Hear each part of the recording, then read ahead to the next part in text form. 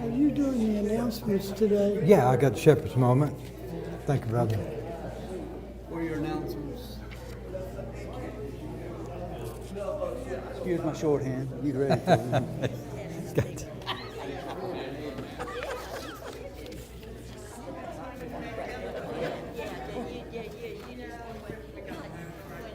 It's about time. Yeah.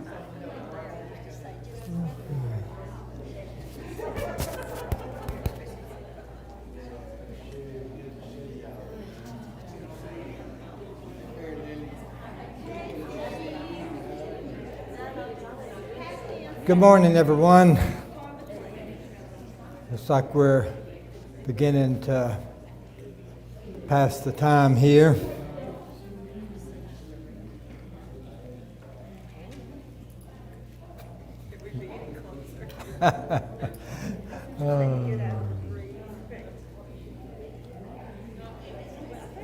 We're passing out a chart on the judges as we start, so if you didn't get one, I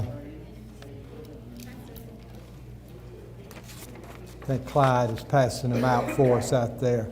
I think Clyde Hill's got them out there.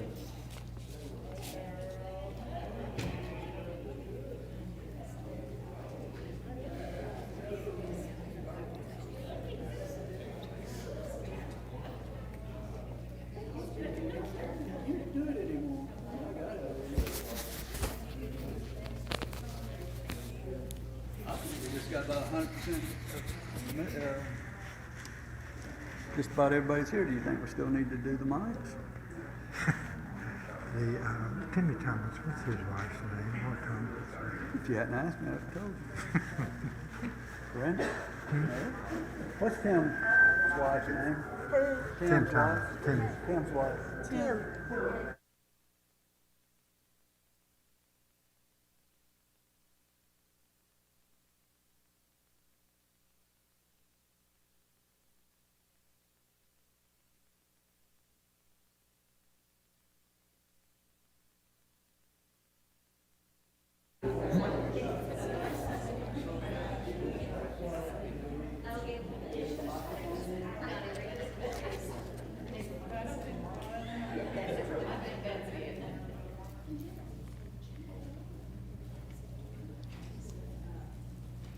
Well, we want to welcome everyone this morning to our Bible study.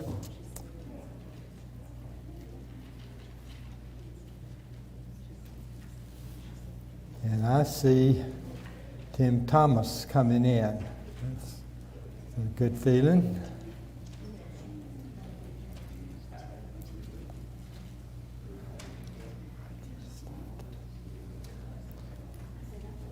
We're beginning a study in Judges, and you have a chart. I would ask you just kind of hold on to that. We'll talk about it in just a moment as we begin.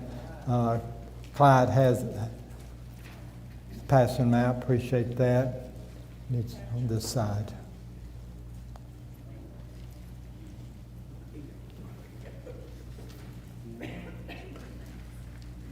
You know, dear brothers and sisters, it's an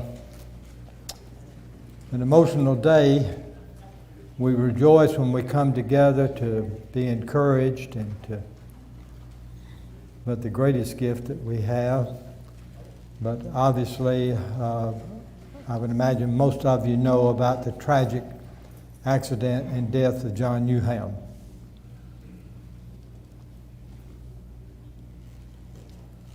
It's just almost unbelievable the way that you see that it occurred. And it just shows that what can happen, the kind of accidents that can happen. And obviously we need to keep Mary Nell in our prayers. She's actually she's suffering from shock right now. And she'll need us now, but she'll need us more even later on as she comes through that. But a lot of you know, a lot of you probably don't know, John was really a work for this church family in so many different ways, from the dealing with the finances and on. And I remember right after I first started, I think John was even assigning worship. And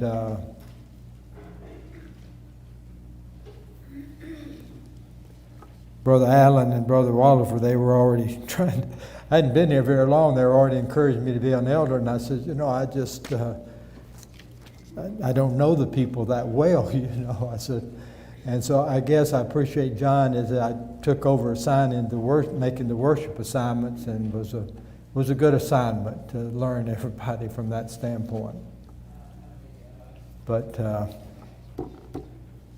we'll have other announcements as we know about the details and things of that particular nature. But if you would just pause with me for prayer for John Newham and for his family. Father, we're just so grateful for this day that we're able to come together and to encourage one another and to be encouraged by your word. And Father, our hearts are heavy on the loss of our good friend and good brother, John Newham, and what he meant to this church, to the church, and to this church family. And we earnestly pray comfort for Mary Nell and for the family. And Father, help us remember that you work through us, and let us be mindful of all that we can do. We're grateful, Father, for our time together today. Let us be encouraged to one another. Again, we have so much to rejoice about, and we're grateful for that. But always rejoice in the gift of your Son, whom we pray. Amen.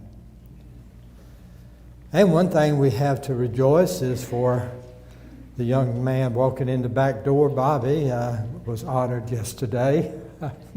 He teaches in the Bible school, and he was honored, and we're proud of you, brother. Thanks, sir. And again, this church family is grateful to your good work.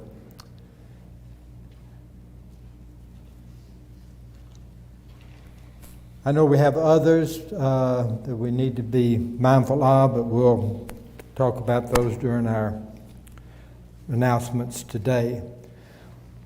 So let's look at Judges together today, please. And you have that chart, and we'll refer to that chart, and maybe there'll be some other things later on that we can look at. And it really gives the Judges from Nathaniel to Samson. And Judges covers about 300 years. It's hard to figure from you can't add that up from this, but over a particular time, and it as you read through that, it's kind of hard to imagine that it was that long of a period of time, but those Judges. And even it goes into Samuel. Particularly, we probably read more about Samson in Samuel, and as we know the story about Samson and Delilah and those types of things. And probably three that we're most familiar with are, as we look about, is Deborah and Gideon and Samson, those three Judges. And in fact, I think there's on Gideon, I think there's 3 chapters in Judges that talks about Gideon. And where did a lot of you meet Gideon? you ever met? Huh? What was your question? Where did you ever meet Gideon?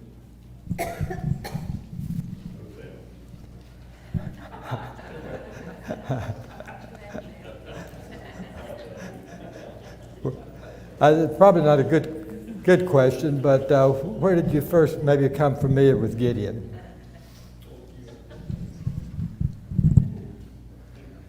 Did they ever visit your school? Yeah. I don't think they do so now.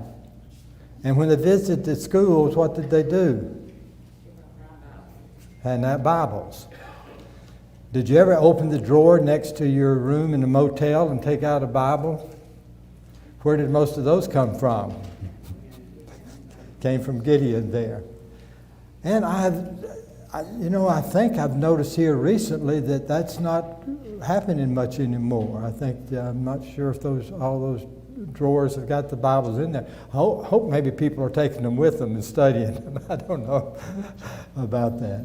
But Gideon is an interesting study. He was a very strong judge, and it'd be interesting to look at Gideon. So there we see the list of judges there, and of course, as we left Joshua, and as you read the first two chapters of Judges, it's still kind of like you're still in Joshua. Some of it is kind of a repeat of what occurred in Joshua. And even talks about Joshua's death is covered again in the first couple of chapters there in Judges.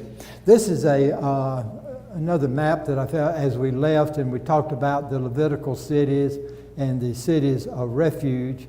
And of course, the cities of refuge you see here in this red square. Here on the Transjordan side, we see 1, 2, 3 cities of refuge. On the west side here, we see 1, 2, 3 cities of refuge. Now, I can't pick out all of these, but this is one of the first maps that I found that actually showed the Levitical cities there. And they're marked in green, and also they're marked in the white. And the reason why some of them are marked in the little white dots, the Levitical cities, is that they can't find those cities. They're not sure if that's the exact location of that. So again, we can see the 3 cities of refuge, the 3 cities of refuge on this side. And then we see how the Levitical cities are and how they were spread out. Kind of interesting that there's not any up in this particular area here, but here are the cities. So that's the way that as we began Joshua, that's the way as we begin Judges and as we end Joshua, that's the way it looks there.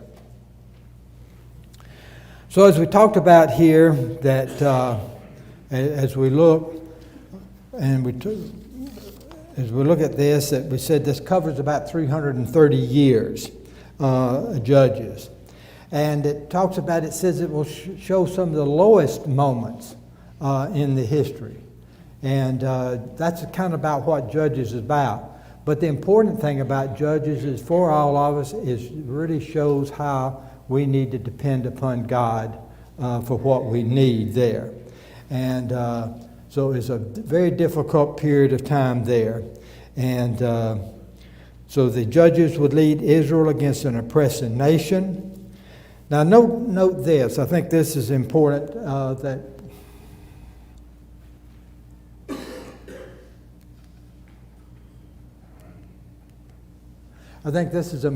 that we look at the title of Judges.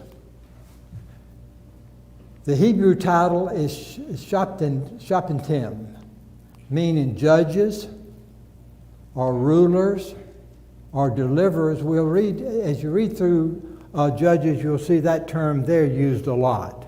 And again, that's one of the Hebrew definitions.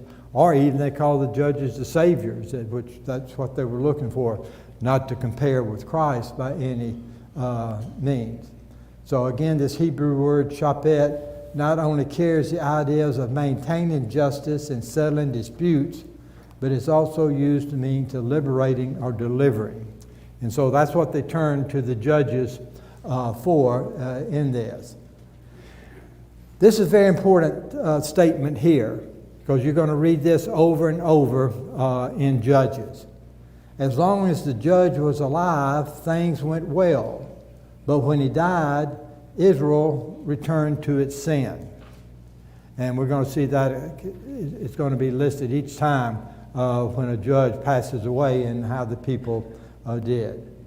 And so the book gives us the judges from Othniel to Samson. Now, actually, as we go into, if you go into 1 Samuel, again, you read about judges in that particular case too. So here we see the chart that he passed out to you, going from here in the Judges Israel, going from Othniel to Samson. All of these things we really didn't know exactly, whoever did the chart, exactly how long they served. And again, the oppressors there, and the years of oppression, the years of peace, all these references, and we'll look at these. And then what tribe they were from. Othniel, of course, being from Judah, as we start out in that particular case, so you can look over here and see the tribes that they were from. For example, even with Deborah, not sure where she was from. And then Barak, who was served along with her there. What's the situation with Deborah? She's a female judge. Female judge, and the only female judge in there. And anybody named Deborah in here? I just thought that's a good name for a daughter, isn't it? So Deborah. But again, as I mentioned a while ago, Deborah, Gideon, and Samson, probably three of the most ones that we know about more than any of them there. So again, here we see our list of judges there.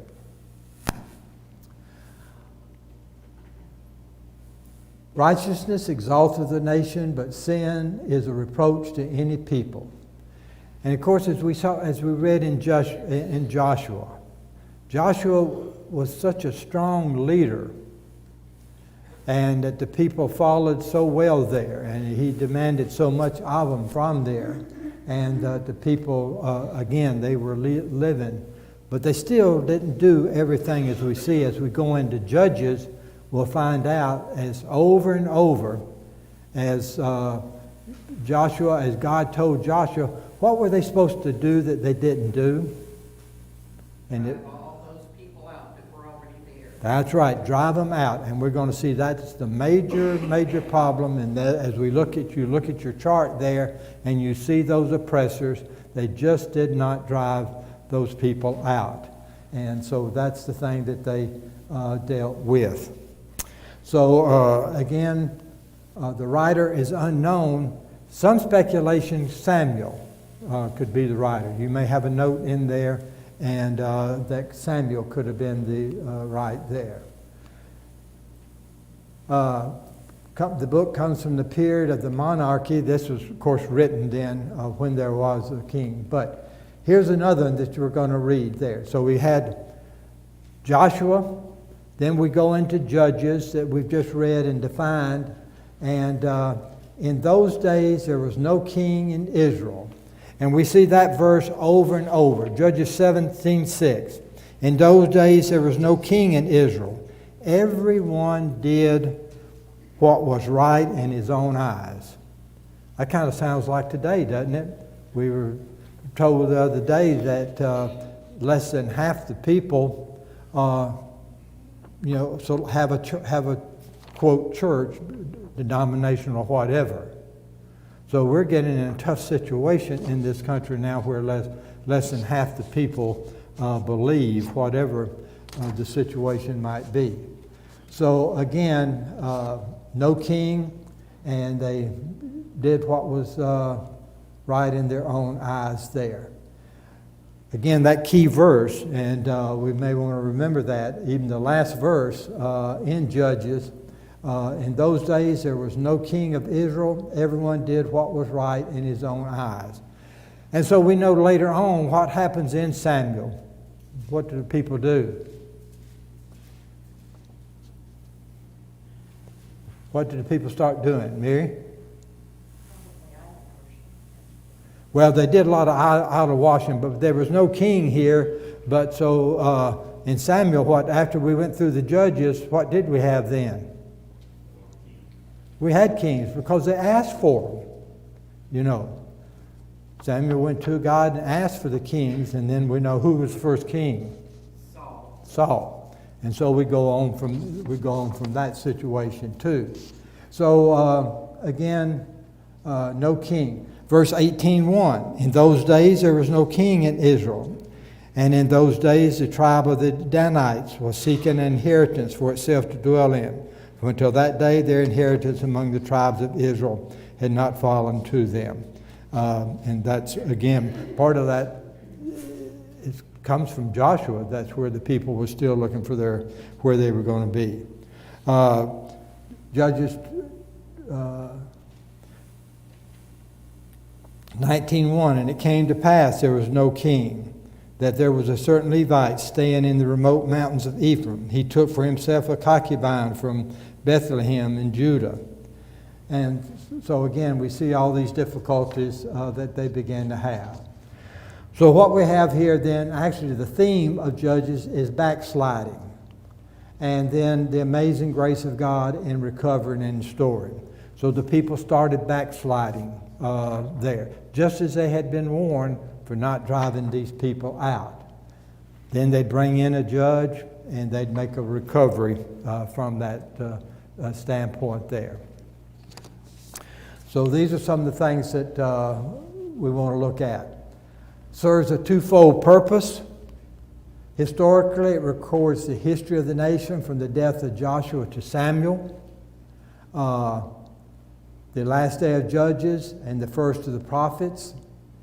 Bridges the gap between Joshua and the rise of the kings then. And there was no leader to take Joshua's place in the way he had taken Moses' place. This was the trial period of the theocracy after they entered the land. Again, what Judges points out there, and when you start comparing with Joshua, is how important leadership is. Important then, important now. That the kind of leaders that you have and what you do. And so when they lost Joshua, then again we see what happened in this particular case there.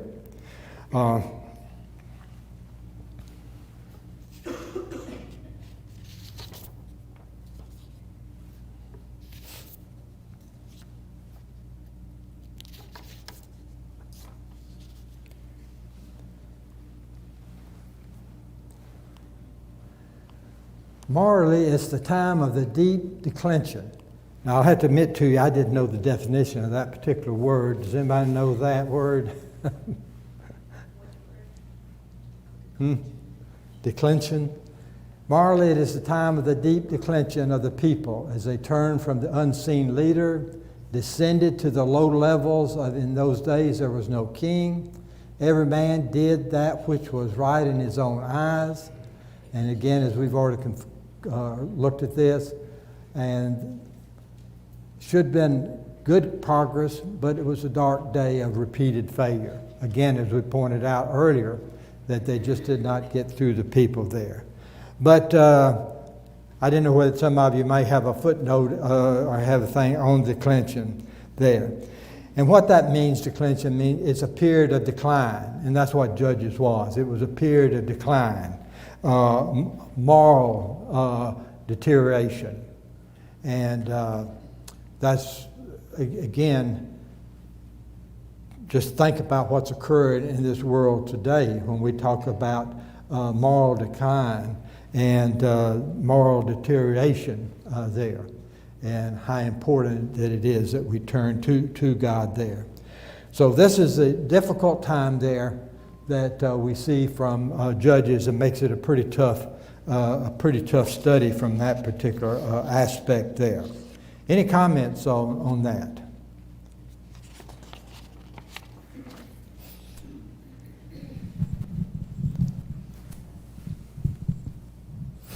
You have Samuel up there as the first prophet, but it actually talks in Judges about some of these being prophets as well as judges, too. Yeah, Deborah, I believe, was named a prophetess. That's right. Good point there, because that's where we begin. Like I say, we haven't talked too much about it up until this point, or particularly in Joshua was not mentioned, but we will begin to talk about as they start turning to the prophets. And then later on, as we're going through the Old Testament, we see a lot about prophets and prophecies and so forth there, and so important there. So important there to know.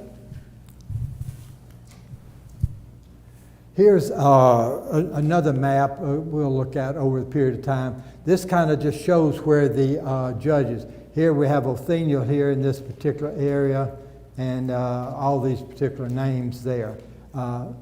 I may run off a copy of this one.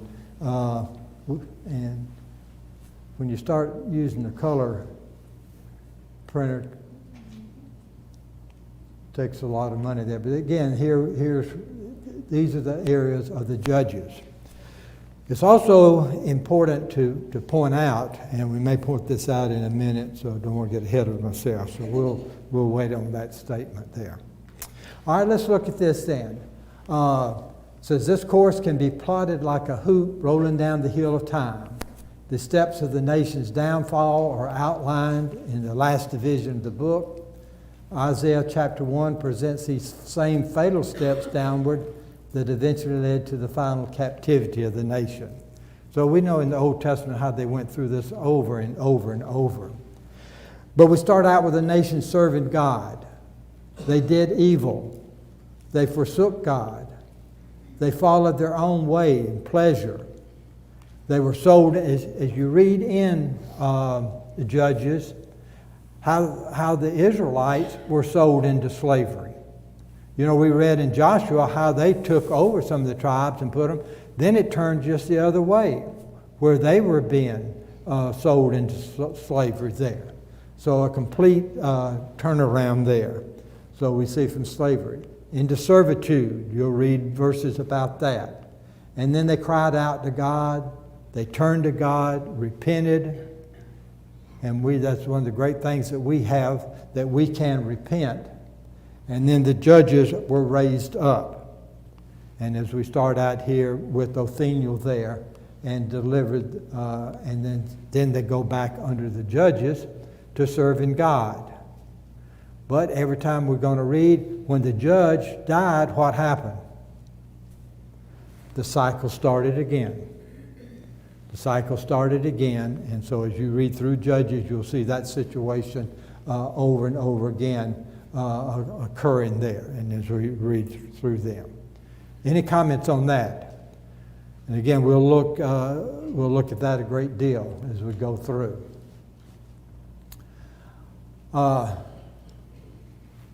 In chapter 1, actually again, chapter 1 is pretty much like still you're reading in Joshua. Still talking about what some of the things that occurred there that the people did. After all the area was divided up, in fact, you remember Joshua had to tell, I forgot the name of the tribes, had to tell them, said, you know, you're just resting on your laurels now, you need to go and take your land. They were just happy where they were. And then they had to go in.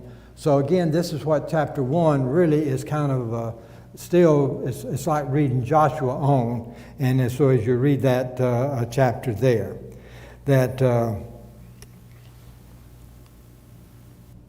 mentioned are 9 of the 12 tribes. And where do you think those 9 tribes are? They're on the west side. It doesn't mention, it says the 3 that are not mentioned are Reuben, Issachar, and Gad. And well, that's not totally true there because those not all on the west side. But it's assumed they likewise failed. Each tribe faced a particular enemy, the ones that they should have run out to start with there. And again, the weakness of the tribes is revealed in verse 3, where Judah called upon Simeon for help in this local situation there. And looking at Judges 1, again, it's verse 1 says, After the death of Joshua, it came to pass that the children of Israel asked the Lord, saying, Who shall be first to go up for us against the Canaanites to fight against them? Again, they were turning to God rather than getting out and getting the job done. They asked, Who shall be first? And the Lord said, Judah shall go up. Indeed, I have delivered the land into his hands. And so in verse 3 there, it talks about that. So Judah said to Simeon, his brother, and if we remember on the map, Simeon's property was given. His property is sitting right in the middle of Judah, which is on the southern side there. And it says, Come with me to my allotted territory that we may fight against the Canaanites. And it will likewise go with you to your allotted territory. And Simeon went with them. Judah went up. The Lord delivered the Canaanites and the Perizzites into their hands, and they killed 10,000 men at Bezek. Now this again basically is in Joshua. Now we're in Judges, but again they're talking about pretty much the last thing that we read in Joshua. As some of them did go out and kill, a lot of them then did not go out and kill there.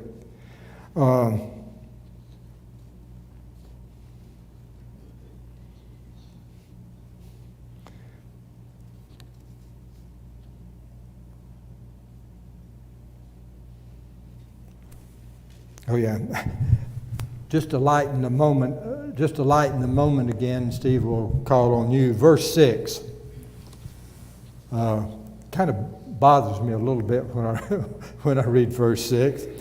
Then Adoni-Bezek fled. They pursued him, caught him, and cut off his thumbs and toes. Cut off the big toes, right? Cut off the big toes there. And Adoni-Bezek said, 70 kings with their thumbs and big toes cut off. That's a lot of kings there. And as we knew, each one of these little communities that we see basically had a king there. And so again, verse 8 is very important there. Now the children of Judah fought against Jerusalem and took it. This is kind of interesting that here is the first time. And we're in Judges, but basically we're still in the period of Joshua's time there when we talked about Jerusalem. Now, you know, Jerusalem's pretty close to when they first came across the River Jordan. But they basically were pretty much kind of going around Jerusalem at that time. So this is one of the first verses that we see where they actually went in and started fighting against the people in Jerusalem there. And again, one of those interesting things that when they fought against Jerusalem, they took it over, but they still didn't do what? They still, even in Jerusalem, they still did not drive out all the people that should be driven out. And this is the case that we see over and over again there. And so those are some of the things there.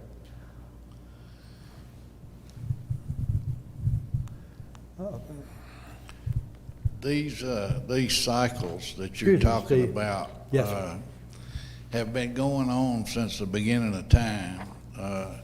Just about every single society has been brought down by the decline of the morals of that society.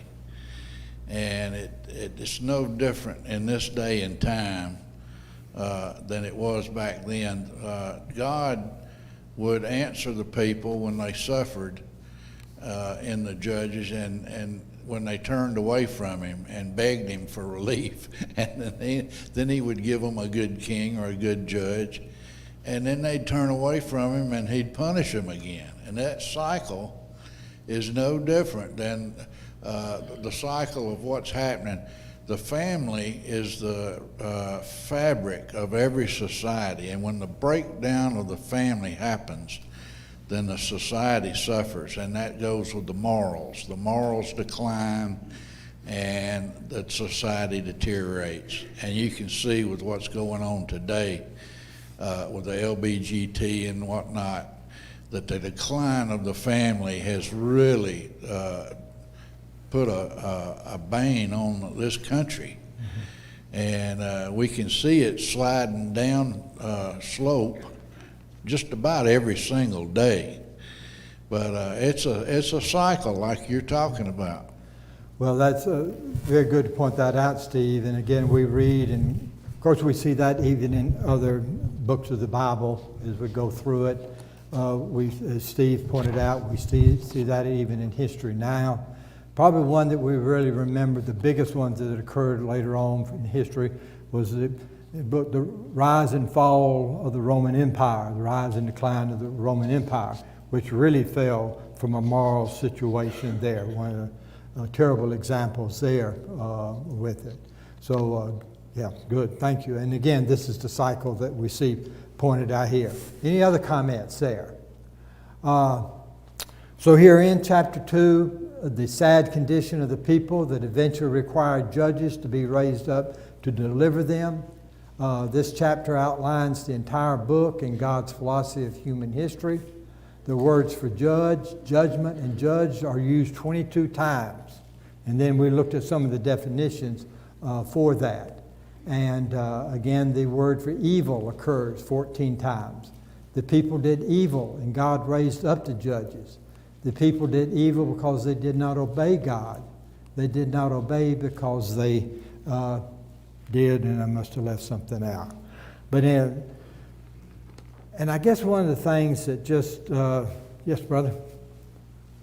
Yeah, I wanted to mention something that you had talked about, read briefly, where it talked about they cut off the thumbs and the big toes.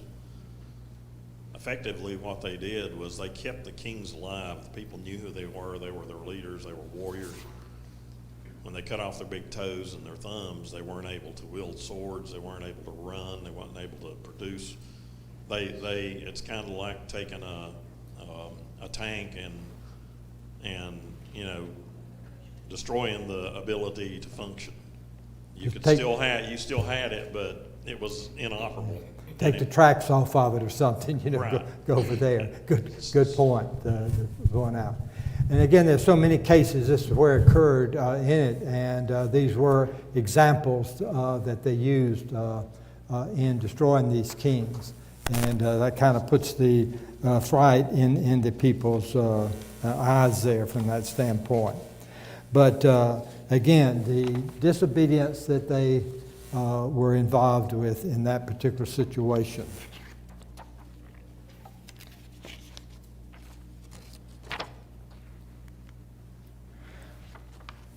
Okay, just some highlights from Judges then. Judah is chosen to go up to conquer its possessions. And again, as I said, basically these are activities that really occurred that we talked about even in Joshua there. We talked about Caleb, if you remember, we talked about giving Caleb at his property. That was covered in Joshua there. But the interesting thing to repeat this is Caleb's possession is given to him after being conquered by Othniel. And who's Othniel? He's going to be the what? He's going to be the first judge, as we read about here shortly. And so as they take over. The land not conquered, which would prove to be Israel's downfall, as we continue to mention over and over. Judah did not drive out the inhabitants of the valley because of chariots of iron. Those that Benjamin did not drive out, those that Manasseh did not drive out, and we come right on down, all of these particular tribes, they did not drive them out.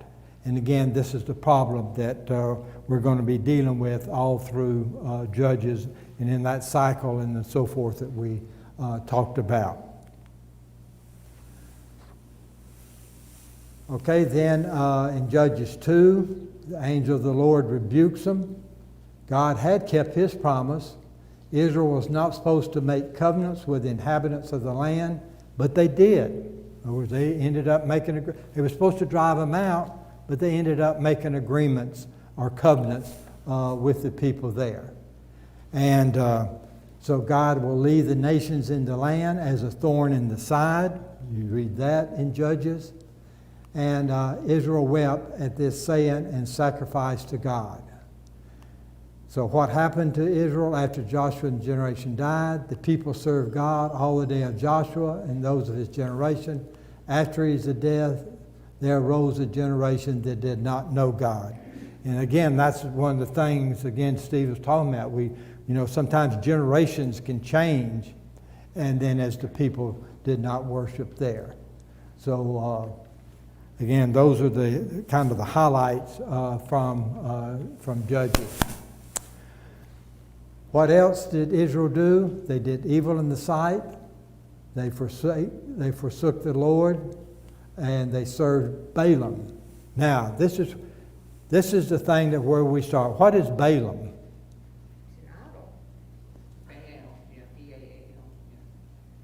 It's Baal. I said the same Baal. And he is a Canaanite god, and we're going to see that over and over again. So this new generation of Israelites, they had turned and started worshiping Baal, and they followed other gods. And of course, we know as we've gone through history that how many different gods and so forth there. And they bowed themselves to other gods. They provoked the Lord to anger. They served Baal and Ashtaroth. Who is Ashtaroth?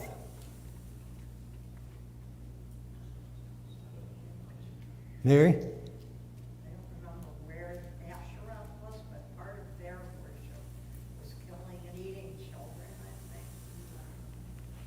Didn't know that one, but you're getting pretty close. So what do you think Ashtaroth was? What? All right, she was a female idol, a female goddess. So you're going to see that a great deal. So Baal and Ashtaroth. Baal, and both of these are Canaanite idols, or gods or goddesses. Baal, the god, Ashtaroth, the female goddess. So again, after we've studied Joshua the way we have, it's just so hard to imagine what occurred in that particular situation there. God's anger was kindled against them. He brought up the nations to punish Israel, those people that hadn't driven out there. And so then we'll start reading here about God raised to deliver the judges to help Israel. The people did not wish to obey the judge. The judge delivered the people out of the hands of their oppressors. When the judge was dead, the people returned to their evil doings. And we're going to see that over and over in each one of these as we go through that cycle, and then the people just return back to their things there. So God's anger against Israel was such that he would no longer drive out the nations. So they were there. And all the way through the Old Testament then, we read about these nations and the problems that God had with them there. They forsook God, and he punished them. So we start in chapter 3, the era of the judges from 3 to 16, and we will pick up there next week. And again, appreciate everyone, and join us in our worship now. Thank you.